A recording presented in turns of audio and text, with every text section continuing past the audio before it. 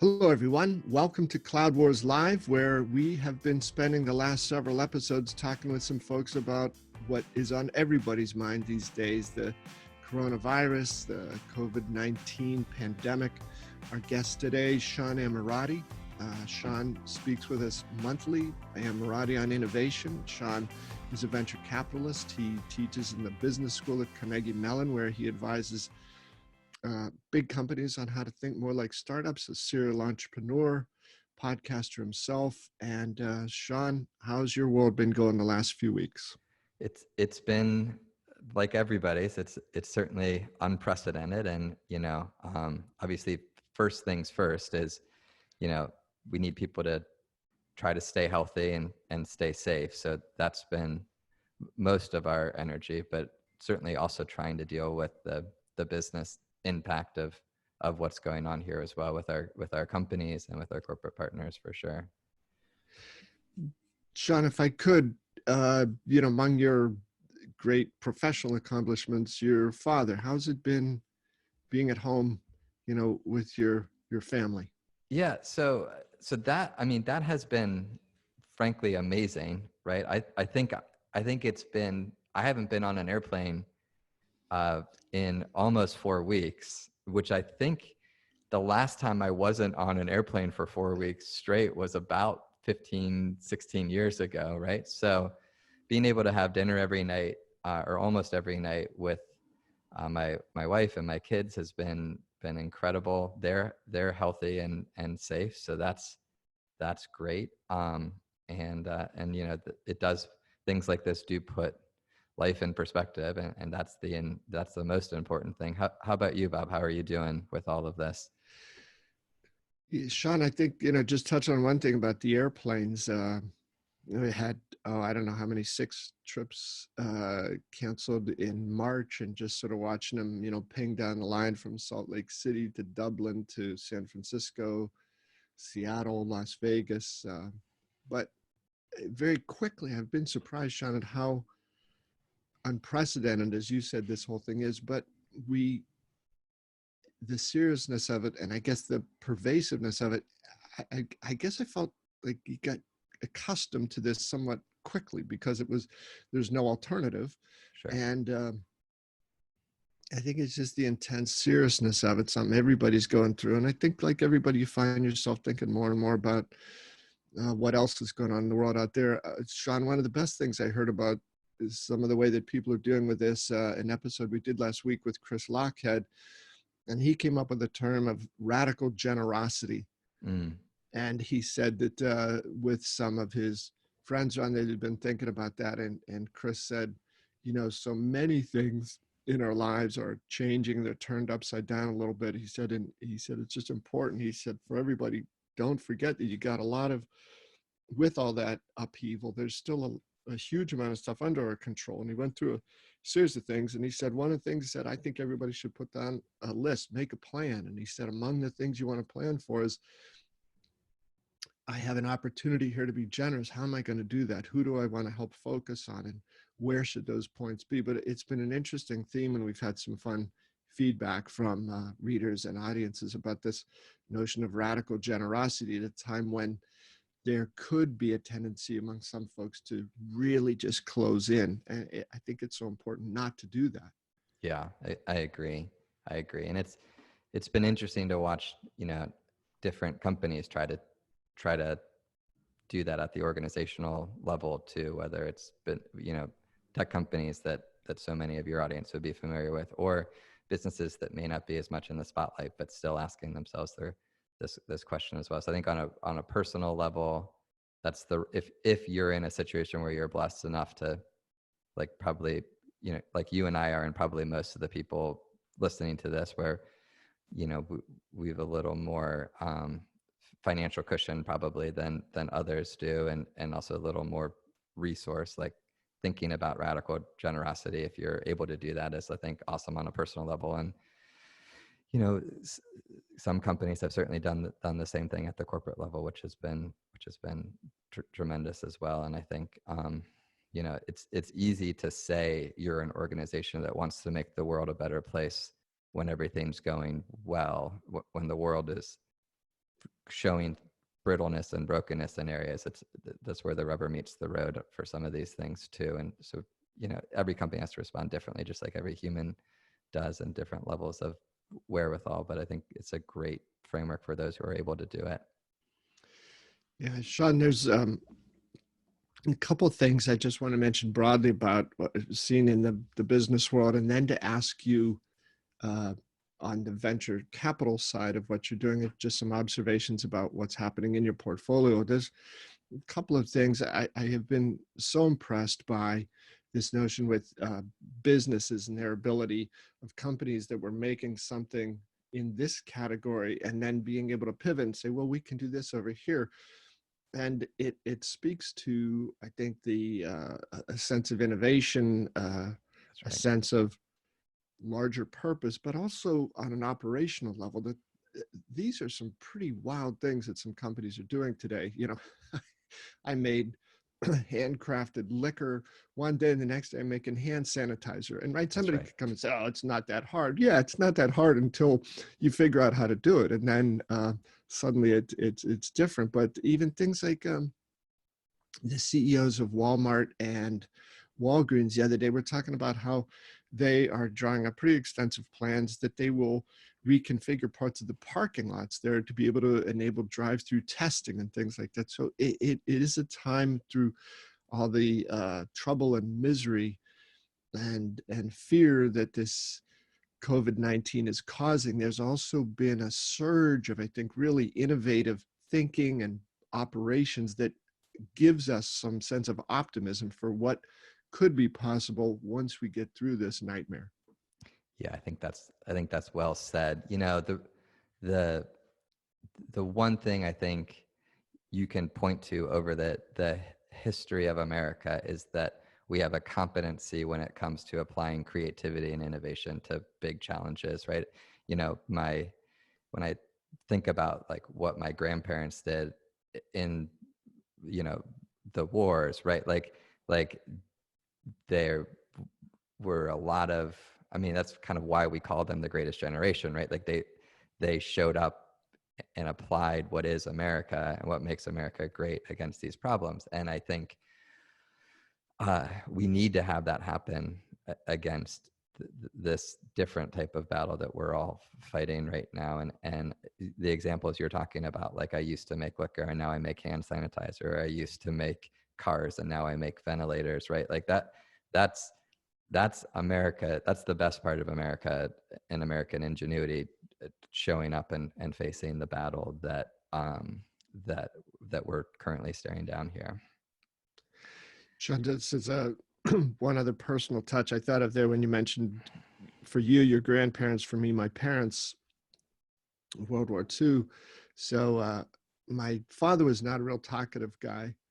And he and my mom had been dating here before the outbreak of World War II. And suddenly he was called up into the Navy and he was going to be gone. They weren't sure how long. It ended up, it was 2.5 years before they saw each other again. But before he left, the question he asked my mom is, will you be here when I get back? And she said, yes, I will. And as we talked to her later in her life, I said, well, what did he mean by that? And she looked at us and sort of said, that was his proposal. That was his wedding proposal. Yeah. So, but I think there's so many people who did that. Would he be back in 6 weeks, 6 months? It turned out to be 2.5 years. And that rang true for millions of people across, this country and, some other countries. But I think there is a sense of perspective that is helpful to try to have about this. I'm glad you brought that up. And Sean, if you could, what's it like, with your venture capital firm, your outlook on things has been one to help companies come in and move forward. How does a young company try to deal with this? What's it been like? Yeah, so there's been a lot of venture firms who have put out what I would somewhat cynically call kind of deep thinking pieces that try to generalize the situation.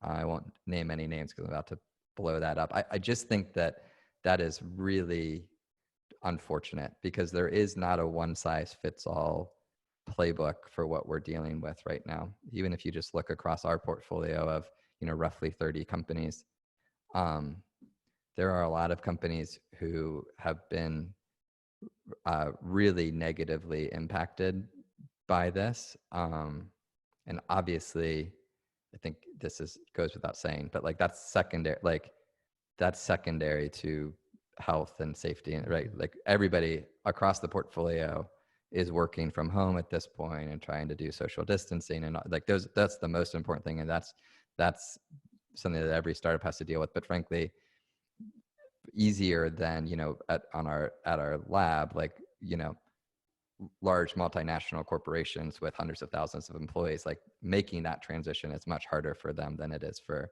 a 20-person startup, which is probably obvious, but they're doing that. All of them are trying to do that. But outside of that, people try to say like, here's the right playbook for you to do in this. Well, the problem is, the problem with that sort of generalized advice is, one, we've never experienced anything like this where there's a pandemic associated with this economic recession. At least the examples that most investors are using aren't like that. Like 2001 and 2008 were nothing like this from that perspective. So those quote unquote playbooks that worked well in those times, they're not like this, because you have the health element of this as well. The other part of it is, frankly, for some companies, and they would obviously trade this for the lives. Like none of my CEOs, even the ones who this is actually a really good thing for their business, they would all tomorrow have this go away and go back to just fighting the startup fight that they were fighting before this happened. But if you're in telehealth or you're in distance education, the reality is, and again, you would prefer this not be the case, but the reality is this is going to be the great catalyzing event for many, many startups. I wrote a book in 2016 called The Science of Growth, where we looked at pairs of companies and asked ourselves, why did one company take off and the other one didn't, right? Why is a third of the internet at that time running on top of WordPress and nobody's using movable type? Why are people driving Teslas and not Fiskars? Why does almost everybody listening to this have a Facebook account, and almost nobody listening to this, or probably nobody listening to this, have a Friendster account, right? And so we did this research where we looked at each of those case stories where companies got to about the same point at the same point in time, and one took off and one didn't, and asked ourselves why, and kind of generalized out a model from that around how do you kind of scale once you have a good product in a good market. And one of the things that we saw is that in almost every case, there was what we called a catalyzing event, something that really catalyzed the growth of that business. And some companies took advantage of those catalyzing events, and some didn't. And there are different types of catalyzing events, but one of them is like these events happen in the world, and some startups take advantage of it and some don't. The reality is, in telehealth and distance learning, and frankly, in some other areas of digital transformation around some legacy industries, this is the catalyzing event for those trends that have been kind of brewing and slowly happening. So we have some companies that this has been a real catalyst for them, and it's made their solutions even more important and more necessary. That's great. It's terrible in the macro sense of the word. Like I would much rather not have this happen, but we are where we are, and part of being a good executive is dealing with the facts in front of you and reacting to them. On the other hand, we have some businesses that have kind of the opposite going on, where this is really challenging for them and for what their business model is. And I think you see this in the economy at large as well. I would not want to be in the hospitality space today. I would not want to be in the travel business today. And so there's some sectors that I think are getting disproportionately negatively affected. And for those, what we're trying to work with them on is, in general, I think when you face a crisis like this, it's important to make sure that you err on the side of overcorrecting versus undercorrecting. So you know, it did not have the health issues that we are dealing with today. But, I was running a startup when the 2008 recession hit, and a lot of my colleagues, like, they made cut after cut after cut because they just they didn't want to deal with the reality of it up front. And I think those businesses often died by those 1,000 cuts. Some, if you were selling to financial services in 2008, the worst thing you could do was not make hard pivots on your business model immediately. And so for these sectors where that's going on, it's important to overcorrect, not undercorrect, over communicate, not under communicate. The other thing that it's just too early to tell is we don't know what this is going to mean in terms of just liquidity for future financing rounds across the sector right now. And so businesses across the board, even those who are doing really well, they need to have plans that give them 12 to 18 months of runway where they control their own destiny for that. That means not dependent on external financing. It'll be interesting to see how this ultimate legislation plays out around the SBA loans and if venture-backed companies can receive that or not.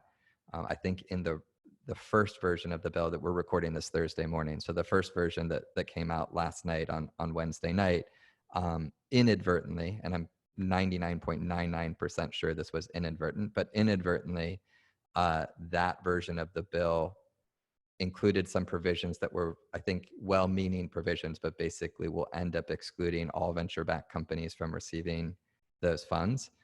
I know the National Venture Capital Association is working hard to at least make sure the legislators who are writing this are